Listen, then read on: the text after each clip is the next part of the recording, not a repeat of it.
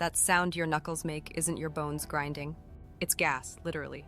Between your joints is a fluid called synovial fluid. When you stretch or pull your fingers, it creates negative pressure, forming a tiny bubble. The pop is that bubble collapsing. Scientists used MRI scans to confirm it. It's not bone or cartilage damage. And despite what your grandma says, there's no strong evidence that cracking your knuckles causes arthritis. So if you're a habitual cracker, relax. Your joints are probably just fine. Want more myth-busting science? Subscribe to KnowledgeZap and keep cracking curiosity open.